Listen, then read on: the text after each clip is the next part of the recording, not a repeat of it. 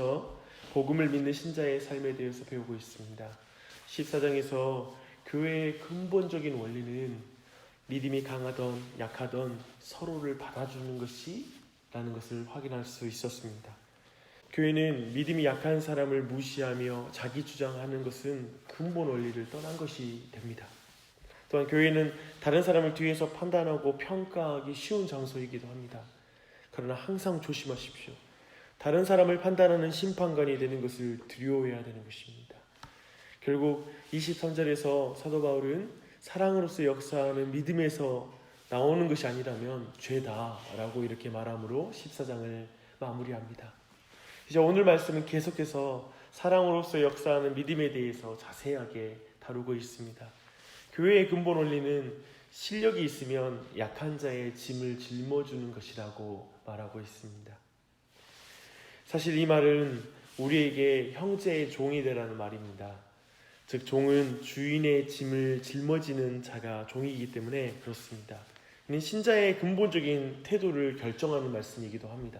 우리 안에 깊이 있는 어떤 삶의 자세와 태도에 대한 전환점을 요구하는 말씀입니다. 근데 2절을 보니까요, 단순히 교회 안에서만 종으로서의 자리에 있으라는 말이 아닙니다. 그 이웃들에게도 종이 되어야 된다고 말하고 있습니다. 즉 종은 늘 자기를 기쁘게 하는 동기가 아니라 이웃을 기쁘게 하는 동기로 삶을 살아가야 한다라고 우리에게 요구하고 있습니다.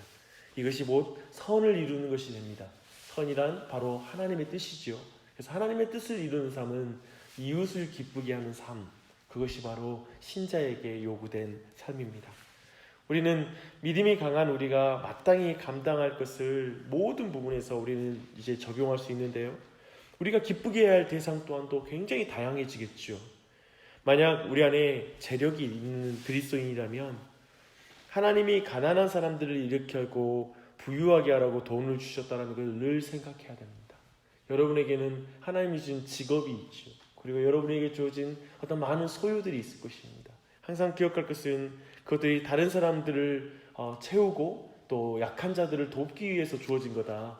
이 재정은, 그리고 우리에게 준 재력이 그러한 것이라는 걸 기억해야 됩니다. 그러면서 또한 교회는 늘 넉넉해야 됩니다. 교회 또한도 어떤 약한 자를 돌볼 때 인색해서는 안 될 것입니다. 또한 교회 사역자들은 교회 내부만을 위해서 사역하는 것이 아니라 소외된 사람을 늘 염두에 두고 사역을 해야 됩니다. 예를 들면 교회에 실질적으로 있는 내부 구성원들만 위한 교회가 아니라 지도자들은 늘 이외에도 끊임없이 교회의 완고한 반대자들을 염두에 두고 또한 사역을 해야 될 것입니다. 또한 좀 더 많은 자원이 있는 교회는 그렇지 못한 교회를 염두에 두고 늘 다른 사람 교회를 섬기는 일에 또한 마음을 나눠야 될 것입니다. 신자들은 또한 자신에게 이익이 될 것 같은 사람들과만 어울리는 것이 아닙니다. 그리스도인들은 늘 내가 도와주고 유익을 줘야 하는 사람이 누구인지 잘 살펴보면서 그런 태도로 또한 주변의 사람을 봐야 되는 것입니다. 직장에서도 마찬가지겠죠. 그래서 15장 1절, 2절, 3절은 근본적으로 자기 중심적 인간관계를 내려놓고 타인의 기쁨을 위한, 그리고 회복을 위한 삶으로 근본적으로 방향 전환이 일어나야 한다는 걸 우리에게 가르쳐주고 있습니다. 그 내용을 보십시오. 사람들은 모두 나를 기쁘게 하라라는 그런 중심의 요구 가운데 관계를 맺지, 내가 누구의 기쁨이 될까, 내가 누구를 회복시키는 일에 내 모든 삶이 사용돼야 될까라는 고민을 참으로 할 수가 없는 것입니다. 그런 의미에서는 굉장한 혁명적인 전환점을 요구하는 말씀이 아닐 수가 없습니다. 교회 안의 관계로 들어오면 어떨까요? 교회의 모든 분쟁과 한번 다툼을 한번 잘 살펴보십시오. 모든 주장은 보니까요, 교회 안의 모든 주장은 틀린 내용이 아닌 경우가 많습니다. 무엇을 우선순위로 둘 것인가에 대한 이견이지 진리의 문제가 아니더라고요. 그리고 모두가 교회를 위한 마음으로 자기의 말을 하지 특별히 자기 자신만을 위해서 하는 것도 아닌 것 같습니다. 대부분 옳다고 주장하는 내용으로 교회도 분열하고 갈등하는 것을 우리는 보게 됩니다. 그래서 교회의 근본 원리는 다른 견해를 가진 이들을 이겨서 자기 주장을 관철시키는 자세를 제거할 수 있어야 된다는 것입니다. 그래서 때로는 이견이 지속되면 다른 사람이 민감하게 여기는 영역에 맞춰서 자기의 고집과 자기의 주장을 거둬들일 수 있는 것, 그런 것이 사실 교회를 평강케 하고 그리고 화평케 하고 그리고 하나가 되게 하는 것을 우리는 경험하게 됩니다. 바로 근데 그 근본적인 원리를 지금 15장 말씀이 우리에게 주고 있다는 것입니다. 다른 사람의 기쁨을 위하여 살라는 것이죠. 그리고 정말 약한 자를 위하여 짐을 짊어져야 된다는 것입니다. 사도 바울은 이렇게 할 수 있는 동기부여를 오직 예수 그리스도로부터 찾고 있습니다. 3절을 보십시오. 그리스도께서 자기를 기쁘게 하지 아니하였나니 라고 말하고 있습니다. 예수님은 섬김을 받기 위해서가 아니라 섬기기 위해서 이 땅에 오셨지요. 예수님은 근본적으로 죄인들을 세우기 위해 자기의 몸을 무너뜨린 분이 아니십니까? 그래서 건강한 교회는, 그리고 건강한 그리스도인들은 이견이 없는 교회가 건강한 교회가 아니라 어떤 사람의 의견에 모두가 따라가는 그런 교회가 또한 건강한 교회라고 말할 수 없을 것입니다. 도리어 예수님을 닮은 사람이 많은 교회가 건강한 교회인 줄 믿습니다. 뭐냐면 이견 가운데, 다른 의견 가운데 다른 사람의 기쁨이 되고자 자신의 기쁨을 내려놓는 것, 자기를 부인하는 것, 그런 사람이 많은 교회가, 그리고 그런 건강한 그리스도인이 바로 하나님이 기뻐하시는 신앙일 것입니다. 그래서 이것을 어쩌면 교회의 직분자들로부터 정말 예수님을 닮아야 됩니다. 사도 바울은 계속해서 정말 우리에게 예수님을 닮는 것만이 건강한 교회를 만들고 예수님을 닮는 것만이 건강한 그리스도인이라는 사실을 우리에게 강조하고 있습니다. 또한 사도 바울은 이웃을 기쁘게 하는 동기를 그리스도에게 발견할 뿐만 아니라 그 그리스도를 닮아가는 그것을 지속적으로 해나갈 수 있는 능력이 성경에서 발견할 수 있다고 말하고 있습니다. 4절을 보니까요. 무엇이든지 전에 기록된 바는 우리의 교훈을 위하여 기록된 것이니 우리로 하여금 인내로 또는 성경의 위로로 소망을 가지게 하려 합니다. 참으로 예수님에게서 이웃의 기쁨을 위한 삶의 동기를 얻을 뿐만 아니라 이제 그 삶을 인내로 살아가야 하는 능력을 말씀을 통하여서 우리는 받을 수가 있습니다. 방금 말한 것처럼 나의 기쁨이 아니라 다른 사람의 기쁨을 위해서 살아가는 것, 근본적으로 이 삶의 태도와 방향의 전환은 쉬운 전환이 아닙니다. 그래서 그리스도로부터 동기를 얻을 뿐만 아니라 오직 성경을 통하여 끊임없이 우리는 그 능력을 받아서 소망과 위로 가운데 우리가 인내하며 그 삶을 살아갈 수가 있는 것입니다. 성경은 인내하고 소망 가운데서 위로를 얻게 하는 것입니다. 그리고 왜냐하면 성경은 마지막 날에 하나님께서 예수님처럼 종이 되어 이웃을 기쁘게 하는 자들을 위로하신다라고 분명하게 말씀하고 있습니다. 그 안에서 그 삶을 살아가는 우리 모두가 되었으면 좋겠습니다. 이렇게 되면 하나님은 교회를 그리스도 예수를 본받아 서로 뜻이 같게 해주실 것이고 한 마음과 한 입으로 하나님께 영광을 돌리게 하실 것이라고 말씀하고 있습니다. 감사하죠. 주 안에 사랑하는 여러분, 분명히 주목하십시오. 교회가 한 마음이 되고 한 입이 되는 것은 하나의 리더십을 절대화시켜서 되는 것이 아니라고 성경은 말하고 있습니다. 교회는 교우들이 예수님을 본받는 것 외에 하나 될 방법이 없다라고 말하는 것입니다.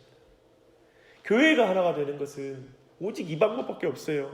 예수님을 본받아 자기를 부인하고 자유익이 유익이 아니라 형제와 이웃의 유익을 위해 나아가지 않고는 하나가 될 방법이 없습니다. 교회는 오직 예수님을 닮는 것 외에 한 마음과 한 입이 될 방법이 없습니다. 이벤트로 하나가 되지 못합니다. 사람들을 관심사별로 모아놔도 교회는 하나가 안 돼요. 서로 교제하면서 서로를 많이 이해한다고 해서 하나가 되는 게 아닙니다. 참으로 오늘날 잘 생각해 보면요, 교회가 하나가 되고 한 마음이 되는 것에 대한 그 해법을 다른 곳에서 정말 잘못된 곳에서 찾고 있지 않나 생각하게 됩니다. 7절은 우리에게 한 마음과 한 입으로 하나님께 영광 돌리는 삶을 이렇게 말하고 있어요. 그러므로 그리스도께서 우리를 받아 하나님께 영광을 돌리신 것 같이 너희도 서로 받으라. 성도들은 서로 용납하는 것입니다. 용납함을 통해서만 하나가 될 수 있는 것입니다. 이 말씀도 용납의 근본적인 원리를 또한 말하고 있습니다. 그리스도께서 우리를 이미 받았다는 것을 깨달을 때에만 서로를 용납할 수 있다라고 7절 말씀은 또한 말하고 있습니다. 그렇게 용납함 가운데 오직 한 분을 예배함으로 교회는 하나가 될 수 있는 것입니다. 여러분, 제가 이것 참 간절히 말하는데요. 여러분, 분열 가운데 있는 교회 가운데 고통을 받아본 적이 있습니까? 교회가 갈라지는 것 가운데, 다툼 가운데 있을 때 여러분 불안함과 염려 가운데 살아본 적이 있으십니까? 그렇다면 이 말이 얼마나 귀한지에 대해서 깨달을 것입니다. 오직 교회는 용납함 가운데, 예수 그리스도를 닮아감 가운데 하나가 될 수 있습니다. 사도 바울은 이 원리를 다시 유대인과 이방인의 관계로 쭉 설명해요. 8절부터 13절의 내용이 그 내용입니다. 예수 그리스도는 아브라함에게 주신 약속을 성취하기 위해 친히 할례를 받으셨습니다. 다르게 말하면 예수님께서 조상들에게 주신 약속을 이루기 위해 유대인들의 종이 되셨습니다. 아브라함에게 주신 약속은 결코 유대인에게 한정된 구원의 약속이 아니라는 사실을 사도 바울은 계속해서 9절에서 확증합니다. 바울 사도는 연이어 구약의 구절들을 인용하면서 하나님께서 유대인과 더불어 이방인을 구원하여 그들의 하나님이 되시기 위해 종이 되셨다라고 또한 말씀하고 계십니다. 하나님이 원하시는 것은 유대인과 이방인이 모두가 하나가 되어 하나님을 예배하는 교회를 원하시는 거예요. 한 마음과 한 입으로 예수 그리스도를 찬양하고 예수 그리스도를 닮아가는 그 교회를 보는 게 하나님의 꿈인 거예요. 하나님의 목적인 거예요. 그런데 그 교회 사이에 분열이 생긴 거예요. 음식 때문에 분열이 생긴 것입니다. 이방인 신자들은 유대인 신자들이 정결한 음식과 부정한 음식에 대한 율법적 규정을 가지고 있었던 것과 달리 자유함을 가지고 있었던 거예요. 그래서 마음대로 행한 거예요. 제사 음식들을 먹는 거예요. 근데 강한 자로서 유대인 신자들을 업신여기면 안 되는데 도리어 음식에 매여 있다라고 유대인들을 무시하는 거예요. 반대로 유대인 신자들은 이방인 신자들이 더러운 음식을 먹는다고 판단하는 거예요. 근데 그런 과정 속에서 앞서 우리가 계속 봤던 것처럼 믿음이 강한 자가 그리고 약한 자라고 표현했던 것이 바로 이방인 신자와 유대인 신자들의 문제였다는 걸 보게 됩니다. 근데 그들 사이에 이제 그렇게 판단하고 그리고 무시하는 것을 내려놓고 예수 그리스도를 닮아감으로 성경으로부터 능력을 받아서 한 마음과 한 입으로 하나님을 경배하는 교회가 될 때 그것이 바로 모든 교회는 기쁨과 평강으로 넘치는 은혜를 얻게 될 것이라고 말하고 있습니다. 성령의 능력으로 소망이 넘치게 될 것이라고 이제 13절에서 말하고 있습니다. 소망의 하나님이 모든 기쁨과 평강을 믿음 안에서 너희에게 충만하게 하사 성령의 능력으로 소망이 넘치게 하시기를 원하노라. 이렇게 기도함으로 13절 말씀을 이렇게 마무리하고 있습니다. 사랑하는 여러분, 이 아침에 우리가 어떠한 기도를 드릴까요? 간절히 간구하되 참으로 온전히 예수 그리스도를 닮아가는 일, 그분을 닮아가서 내 기쁨이 아니라 이 이웃의 유익과 기쁨을 위해서 살아가는 삶의 변화가 있게 해주시고 예수 그리스도처럼 바로 우리가 그렇게 살아갈 수 있게 해달라고 간구하는 기도가 됐으면 좋겠습니다. 직장에서의 삶 또한도 내게 주신 시간과 물질과 모든 걸 통하여 제가 누구를 도와야 될까, 누구를 기쁘게 할까 라는 것에 대한 관점으로 내 삶에 전환이 있어야 될 것입니다. 부부관계도 마찬가지일 것이고 모든 관계 안에 이렇게 내 중심이 아니라 타인을 위한 섬김의 자리로 우리가 나아가야 될 것입니다. 근데 그것은 오직 예수 그리스도를 닮아감을 통해서만 가능하다. 오직 예수님으로부터만 동기부여를 받아서 능력을 받아서 이 일을 할 수 있고요. 성경을 통하여 끊임없이 인내와 소망 가운데 이 일을 유지할 수가 있어요. 그것을 통하여서 우리 모두는 성령의 능력을 경험하게 될 것입니다. 그리고 하나님께서 우리 마음에 기쁨과 평강으로 믿음 안에서 충만케 하시는 그 복과 은혜를 누리게 될 것입니다. 그 은혜가 우리 모두에게 넘치길 바랍니다. 오늘 기도부터 그 일을 시작했으면 좋겠습니다. 기도하겠습니다. 하나님 아버지, 이 아침에 우리 모두를 불러주시고 말씀 가운데 하나님의 뜻을 분명하게 알게 해주시니 감사합니다. 오늘도 이 한날 우리의 기쁨, 나의 기쁨만을 위해서 다른 사람들을 내 기쁨에 동원하는 것이 아니라 내게 주어진 모든 것으로 어떻게 하면 다른 사람을 기쁘게 할까라는 것이 우리 아침의 기도 제목이 되게 해주시고 또 그 일을 위하여 내가 예수 그리스도로부터 능력을 받게 해달라고 간구하는 기도를 주님 앞에 드리기 원합니다. 주님, 오직 예수님을 닮는 이 한날이 되게 도와주시고 예수님을 더 닮아가는 우리 가정이 되게 해주시고 예수님을 더 닮아가는 온 교회가 되게 해주시옵소서. 그렇게 예수님을 닮아감으로 말미암아 끊임없이 하나님의 말씀으로부터 능력을 받는 우리가 되길 간절한 마음으로 기도합니다. 그래서 정말 끊임없이 한 마음과 한 입으로 주님 예수 그리스도를 닮아가며 하나가 되어 하나님으로부터 모든 평강과 그리고 충만한 성령의 놀라운 도우심의 은혜를 우리가 경험하게 도와주시고 소망 가운데 거하는 우리 모두가 될 수 있도록 은혜 베풀어 주시옵소서. 이제 하는 사람 한 사람 또한 기도하고 나아갑니다. 각자의 소원을 아뢰며 주님께 나아갈 때 그 기도를 도와주시고 오늘 말씀을 따라 기도할 때에도 주님 기도 제목에 분명한 주님 무엇을 위해서 기도할지 마땅히 기도할 바를 알려주시기를 간절한 마음으로 기도합니다.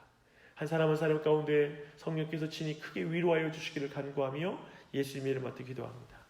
아멘.